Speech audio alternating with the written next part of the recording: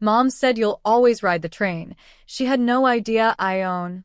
Have you ever been so utterly dismissed, so thoroughly underestimated by the very people who should lift you up, that it sparks a quiet fury inside you? Because tonight, my family found out that their drifter daughter was about to crash their world with a $5 billion truth. Narrative begins. It was Christmas Eve, and the Long Island Railroad train to the Hamptons hummed quietly, a stark contrast to the storm brewing inside me. I watched the city's skyline fade, replaced by the familiar coastal brush, my simple window seat a perfect camouflage. Because, you see, my simplicity was all part of the act. Out there, on the hill, my family was gathered behind the floor-to-ceiling windows of a mansion I secretly saved from foreclosure years ago. They had no idea. No idea that my casual, almost unassuming presence was hiding a $5.2 billion empire. I'd spent millions on lawyers and PR firms, building anonymous holding companies so complex no Hampton socialite would ever think to look past the surface. They just saw the poor relative. And that was exactly what I wanted. I pushed open those heavy oak doors, and the scent hit me immediately. Expensive pine needles mixed with a subtle, yet unmistakable, air of judgment. There was Stephanie, my mother, in the foyer. Her diamonds sparkled under a chandelier I had quietly paid for last spring. She didn't offer a hug. Instead, her mouth thinned as she checked her watch. "Train late, dear?" she asked, the implication clear. Public transportation, so unreliable for someone my age. Then Kevin, my father, emerged from the study, a glass of scotch in hand, a single pour worth more than my train ticket. He chuckled, calling me the perpetual transit rider, as if it were some inside joke we shared. I didn't laugh. I just set my bag down, watching the wait staff, in their crisp white gloves, glide through the living room like ghosts. My sister, Claire, was already there, leaning against a marble counter, scrolling on her phone. She didn't even look up until I was practically 3 feet away. Her first words? "Did you see my new hyper-electric vehicle in the driveway?" She bragged about the $260,000 price tag, the custom leather interior, as if owning a car was some high-ranking achievement. Later, I overheard her whispering to Kevin that I was probably too proud to admit I couldn't afford anything better than a monthly rail pass. I listened as they discussed the 5-star gala they'd organized for the evening, private catering, a string quartet. They truly believed this opulent lifestyle was their birthright.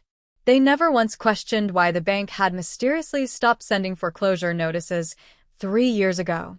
The house was buzzing with the Hamptons elite, perfectly styled, perfectly shallow. And then Kevin, in front of a group of investors, loudly declared that I was the family's resident drifter, still playing around with my little logistics thing, while real life passed me by. This time, the anger wasn't loud. It was clinical. A cold, hard realization settled in my gut. My presence here was just a prop, a foil to make their conventional success look even more vibrant. I had been the silent investor in their version of family for far too long. My compassion, my quiet support, had been a luxury they'd overdraft for years, and now the account was empty. I excused myself, walking into the quiet of a back hallway. I didn't cry. I didn't waste a single tear wondering why they chose to be this way. I simply pulled my phone from my pocket and opened the Apex Global Treasury application. A cold, digital interface. Nothing but facts and numbers. I navigated to the Heritage Maintenance Fund. This was the account that covered everything: the private security detail, the master chefs in the kitchen, every single member of the wait staff currently serving appetizers to 300 guests. For 3 years, I had kept this house running on a subscription model, and I was the only one footing the bill. My finger hovered. I didn't hesitate. With one sharp tap, I switched the fund status to inactive. This wasn't a breakdown. This was a balance sheet adjustment. I stood there in the sudden silence of the hallway, watching the screen glow, knowing exactly what was happening on the other side of those walls. Every staff member in that house, I knew, had just received a synchronized notification on their mobile devices, a formal notice of payment suspension, effective immediately. Then I heard it, a muffled crash, the distinct sound of a silver tray hitting the floor. And then the music stopped. I walked back into the living room just in time to see the head chef taking off his apron. He didn't say a word to my parents. He just gestured to his team. 20 servers, for world-class cooks, began to systematically pack their knives and head for the exit. The gala guests stood frozen, glasses half full, as the help simply vanished into the night. Stephanie began to shriek, demanding to know what was happening, while Kevin stood in the center of a half-finished party, looking at a room that had suddenly grown very quiet and very cold. They weren't shocked by what they'd done to me. They were just shocked that I'd stopped playing along. I watched the chaos unfold with a clinical detachment, my mind already drifting back across the 8 years I had spent in the shadows. While Claire was busy cultivating a social media following and my parents were perfecting their Hamptons socialite act, I was deep in the trenches of the logistics world. I'd started with a $500,000 seed investment from a secret trust they never bothered to ask about. I took that modest beginning and built Apex Global Logistics into a $5.2 billion empire. One late-night warehouse audit, one high-stakes tarmac deal at a time.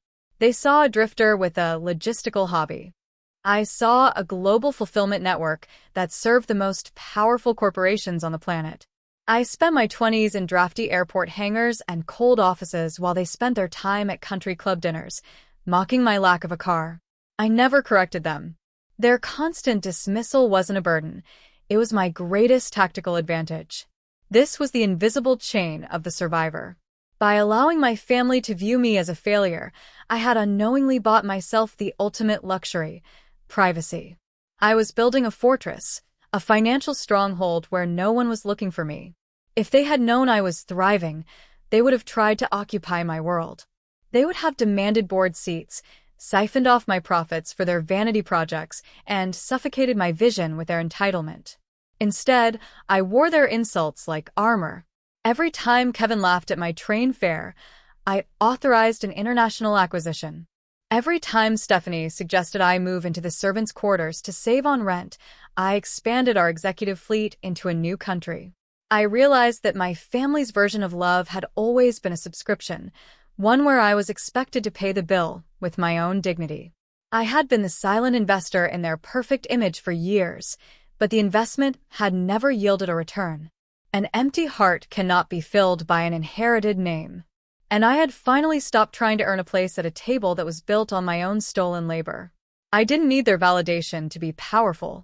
I had spent 8 years building my own sky, and I had done it so quietly that they never noticed the ground was shifting beneath their feet. This wasn't a breakdown. It was a long overdue accounting. The house grew noticeably colder as the night air began to leak through the foyer, the heat having been one of the first systems to stutter after I deactivated the central fund. Kevin stood in the center of the living room, ignoring the half-eaten appetizers and abandoned drink trays. He tapped a crystal glass with a silver spoon, demanding the attention of the remaining 50 guests who had stayed to witness the unfolding drama. Stephanie stood beside him, her practiced socialite smile now a thin mask of desperation. They began their announcement with the phrase that had been the anthem of my life: "Family comes first." They told everyone, in hushed tones of false concern, that due to my continued financial instability and my failing shipping hobby, they had no choice but to take control of my future. They announced to the entire Hamptons elite that they were liquidating my remaining shares in the Legacy Trust to cover the mounting debts of the estate and to support Claire's career. They framed it as a mercy, as if they were doing me a favor by removing the burden of assets I was clearly too incompetent to manage. Claire stepped forward then, her eyes gleaming with a mixture of greed and undisguised triumph. She spoke loudly about her new vice presidency at Sterling and Cross, the marketing firm she'd been bragging about all evening. She boasted about her 6-figure salary and the corner office she would be moving into next month, calling it the start of a new era for the family name. She looked at me and, with a sharp edge of condescension, suggested that perhaps I could find a place as her personal assistant once my little logistics business finally went under. I stood in the corner of the room, leaning against a cold radiator, watching the performance with a clinical eye. I knew Sterling and Cross was currently $30 million in debt. I knew their board had been begging for a bailout for over 6 months. And I knew that Apex Global had finalized the acquisition of that very firm just 2 hours ago. I was the one who had authorized the deep dive audit that would eventually expose every inflated metric Claire had used to secure her promotion. The public humiliation was meant to be the final strike against my dignity, but to me, it was just another data point on a sinking graph. My mother turned to me, her voice ringing out so every guest could hear, and told me I should be grateful they were using my worthless shares for something useful for once. She didn't see me as a daughter. She saw me as a resource to be harvested for Claire's benefit. I looked at the guests, the same circle of people who had spent years looking through me as if I were part of the architecture. They nodded in agreement, pitying the daughter who didn't fit the mold of Hampton's success. This wasn't a family gathering. It was a transactional liquidation of character. A calm settled over me then, the kind of stillness that comes right before a major structural collapse. They had spent years counting Claire's cars and my train rides, but they had never bothered to count the cost of their own cruelty. The family account was officially overdrawn, and I was no longer covering the deficit. My phone buzzed again, this time with a priority alert from my vice president of acquisitions. The deal was done. Apex Global Logistics had officially acquired Sterling and Cross, the marketing firm where Claire thought she was a rising star. I watched her from across the room, laughing with a group of socialites, and felt absolutely nothing. I opened the internal management portal and authorized a full restructuring of her department. I signed the termination order for her position myself, effective immediately. It wasn't a malicious act. It was a necessary liquidation of redundant and incompetent assets. But the most devastating data arrived in the next encrypted attachment. My private legal team had completed the audit of my diverted dividends, funds I had secretly funneled into the family accounts to keep this estate running. I discovered a $5 million discrepancy. Kevin had forged my signature on dozens of documents to siphon that money into his personal accounts over the last 3 years. He hadn't just been a bad businessman. He was a criminal, stealing from the daughter he publicly called a failure. I had even quietly neutralized the red flags at the IRS for 3 years, directing my personal accountants to bury his discrepancies, just to ensure he didn't trigger a federal audit before I was ready to deliver my own version of justice. I stood there in the cold silence of the hallway, realizing the depth of the illusion. My parents and my sister weren't actually part of the elite world they inhabited. They were merely renting their importance with my stolen labor. This was the ultimate realization of the illusion of power in an empty wallet. When you have no internal character, you have to steal the external appearance of success just to survive. Their entire Hampton's identity was a subscription they could no longer afford. I rubbed my eyes, feeling a sudden, sharp clarity. This wasn't a family breakdown anymore. It was a forensic accounting of a long-term fraud. Kevin and Stephanie had spent years convincing the world I was invisible while using my wealth to shine. They were shocked that I had stopped playing along, but they were about to be even more shocked when the legal bill finally arrived. Calm, factual, lethal. Those were the only tools I had left. Inside, my screen glowed with a different kind of sunrise, one made of facts and quiet retribution. Kevin marched toward me, his face contorted with a mixture of Scotch-fueled rage and wounded pride. He told me that I had embarrassed the family for the last time in front of his peers, and he ordered me to get out of his house immediately. I didn't flinch. I didn't even blink. I simply looked at my watch and noted that there were exactly 2 minutes remaining on the schedule. I told him that I wasn't going anywhere just yet, but he was welcome to try and move me. The ground began to vibrate then, a low-frequency hum that seemed to rattle the very foundations of the estate. The guests paused, their eyes darting to the ceiling as the crystal chandeliers began to chime against one another. Stephanie gripped Kevin's arm, asking if it was an earthquake, but the sound was too rhythmic, too intentional. It was the sound of a $5.2 billion truth finally arriving for dinner. 3 sleek, matte black heavy-lift helicopters crested the tree-line in perfect formation, their rotors whipping the manicured lawn into a frenzy. They were predatory machines, worth $13 million each, and they were descending directly toward the private garden. The massive downdraft sent the designer floral arrangements and silk tablecloths flying into the infinity pool, turning the perfect gala into a debris field in seconds. Stephanie began to scream about the noise and the neighbors, but I silenced her with a single look.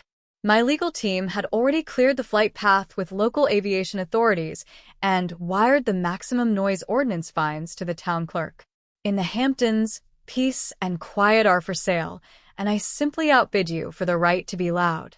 I don't like being interrupted by local authorities when I'm conducting a corporate takeover. The first helicopter touched down with military precision, followed immediately by the other two. The rotors began to wind down, and the heavy sliding doors opened. Captain Rodriguez stepped out onto the grass, his uniform crisp and his expression unreadable. He ignored the stunned socialites and the cowering board members, marching straight across the ruined lawn to stand before me. He snapped a salute and announced that the fleet had been delivered as requested and all systems were operational. I returned the salute casually and turned to face my family. Kevin's mouth hung open, his face the color of old parchment as he stared at the Apex global insignia on the aircraft. I reached into my bag and pulled out 2 sets of legal documents. I handed the first to Claire, the formal termination of her vice presidency at the firm I now owned. I handed the second to Kevin, the $5 million forgery audit and the foreclosure notice from Apex Global Properties. Kevin, I said, my voice calm, don't look at me with that pathetic defiance. I have the forensic evidence of your forgery in New York. That's a felony, minimum 10 years in federal prison. I've purchased this debt from the bank, which means I am now the sole victim of your crime. If you leave now and sign the waiver never to contact me again, I'll keep the FBI out of this. My mercy has a price, and that price is your total disappearance from my life. I informed them that they had been right about one thing. I wasn't just a logistics assistant. I was the landlord who had been subsidizing their lives for 3 years, and the lease on their arrogance had just expired. The silence that followed my announcement was heavier than the freezing Atlantic wind. The Hamptons elite, those who had spent the evening whispering about my drifting lifestyle, began to retreat toward the driveway, avoiding eye contact as they passed the black helicopters idling on the lawn. Stephanie collapsed into one of the damp, expensive patio chairs, her face a mask of ruined makeup and genuine terror. She reached for my hand, her voice cracking as she pleaded for me to think about the family name.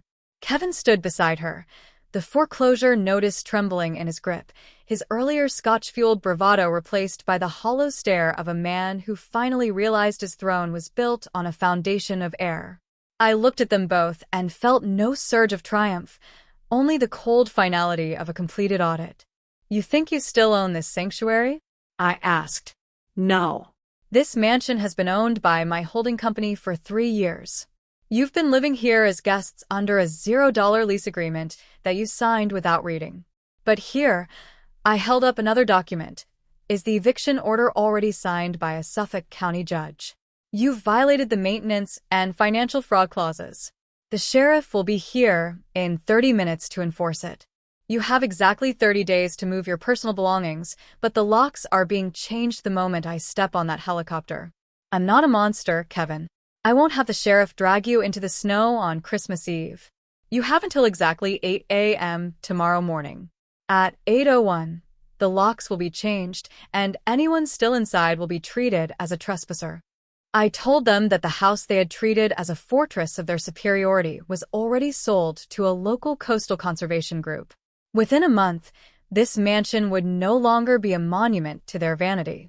It would be repurposed as a research station for the very environment they had ignored while counting their cars. Claire finally found her voice, though it was small and fragile. She asked how I could be so heartless as to put my own sister on the street, especially after losing her job. I didn't remind her that she had spent the last 8 years trying to bury me in the shadow of her hyper-electric vehicle. I simply told her that I wasn't putting her on the street. I was giving her the same thing they had given me for a decade, the opportunity to find her own way without a handout. I handed her a single train ticket back to the city, one-way, coach class.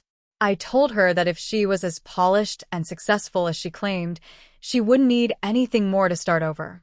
As the crew began to load the remaining gala catering, every five-star turkey and dish I had paid for, into the transport helicopter, I felt no guilt.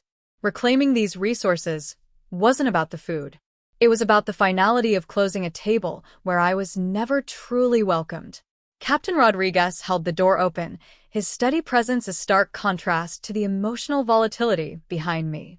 Before I boarded, I signed the final digital authorization to establish the Eleanor Apex Scholarship. I decided to take the $5 million that Kevin had forged and siphoned, and instead of just taking it back, I turned it into a permanent endowment for students of merit who, like me, were starting with nothing but a dream and the willingness to work in the dark. This was the justice of the Sow. I realized that the best revenge isn't the fire that burns the bridge, but the light that illuminates the new path you built alone. My family had focused on the justice of punishment, worrying about who owned which car and who sat at which table, but I had chosen a higher form of victory.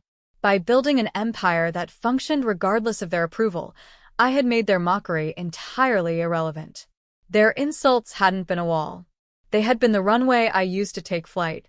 I climbed into the helicopter and felt the familiar vibration of the engines powering up. As we lifted off, I watched the Hamptons' lights shrink into tiny, insignificant sparks below us.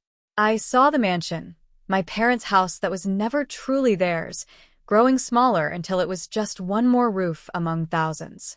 I looked out at the dark horizon and realized that for the first time in 31 years, the invisible chains were gone. I wasn't the disappointing daughter or the drifter anymore. I was simply Isabella, and the sky was finally my own. Conclusion and call to action. Sitting in the cabin as we headed toward the coast, I found myself thinking about all of you. I've come to realize that many of us are living a story like this right now. If you find yourself in a similar situation, being mocked for your practical choices or labeled a failure because you don't perform success on someone else's terms, I want you to remember something important.